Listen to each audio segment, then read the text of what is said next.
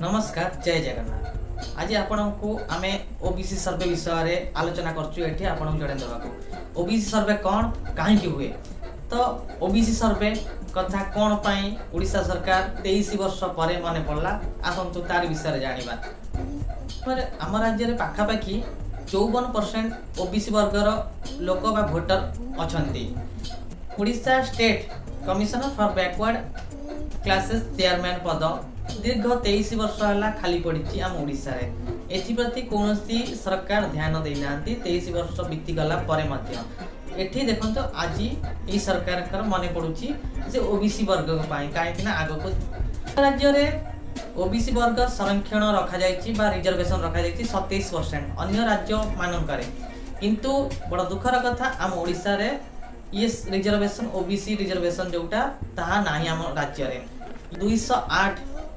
वर्गर लोक मानू नहीं सर्वे करा जाउची। ओबीसी सर्वे रे प्रथम राज्य भाव में बिहार होता बेले द्वितीय राज्य ओडिशा सर्वे करुची। आम ओडिशा रे पिला मानक पई पढ़िबा बा चाकरी क्षेत्र रे ये ओबीसी जो वर्ग अछंती वर्गर पिला मानक कोनोसी रिजर्वेशन बा आरक्षण मिलु नाही जहां हमें ओबीसी वर्ग पिला माने जनरल सहित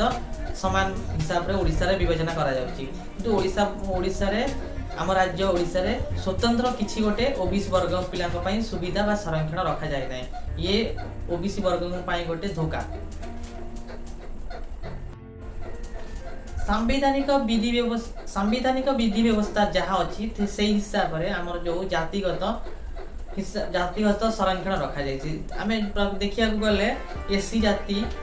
तांको दिहायछि 16.66%। सही परी एसटी को मिली 7.5%। तापर जोड़ा खास करी जहाँ विषय में आलोचना करछु ओबीसी को 27% संवैधानिक व्यवस्था विधि रही आमर किंतु ताहा एठी लागू करा जायनि। दीर्घ 23-24 वर्ष सरकार करिबा परे आज कोन पई मने पड़ी सेटा सी जानिथिबे। दीर्घ 23 वर्ष परे कोन पई ओबीसी वर्ग मानकर कथा मने पड़िला चिंता करी नवीन बाबू और पांड्यान सर तो चलतु एप्रति ये कहीं 23 वर्ष पर कौन घटिला 23 वर्ष पर कहीं ये मन पकड़े ओबीसी वर्ग को तो सहीपरी आम पूर्वर भी देखीचु और पूर्व ये कहूँ चाहूँ बार बार केंद्र मंत्री धर्मेंद्र प्रधान ये नवीन बाबू को चिठी लिखुले जे ओबीसी वर्ग को किसी संरक्षण दि जाऊ किंतु एते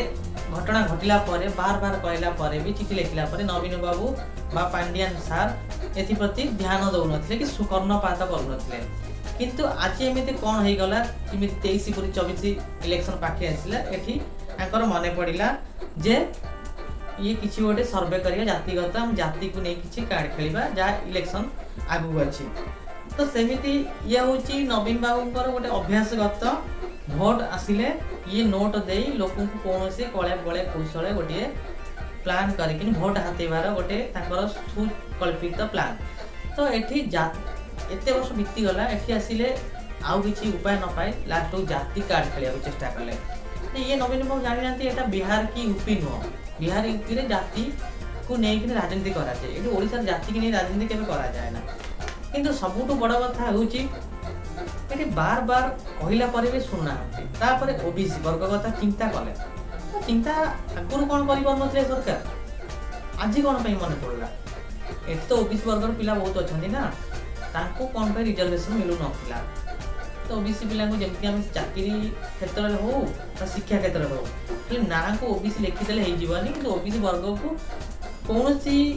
हिसाब रे एठी मिलू नथिला ओबीसी ना को खाली गोटे ओबीसी लिखा होची किंतु रिजर्वेशन जहाँ अच्छी संवैधानिक हिसाब रे ताहा केठी मिलू नथिला तो एठी दाबी थिला बार बार दाबी होउथिला किंतु एठी सी तांको हिसाब रे तांकर करूचंती किंतु तांको स्वार्थ हासिल करिया पते एथि प्रति आपण माने ओबीसी वर्ग लोक माने ध्यान देबा दरकार ये सरकार को उचित जवाब देबा दरकार काहे कि ये निज स्वार्थ रे राजनीति करते तो सही परि आपण चिंता करंतु 23 वर्ष हैला हम पिला चाकरी क्षेत्र में हो बा शिक्षा क्षेत्र में हो रिजर्वेशन बा संरक्षण रु वंचित हो रही एप्रति आपण यही सर्वे कौन पाई होचे आपण बुझी पारुथिबे सेति प्रति आमे अधिक किछि कहबार नै आपण भी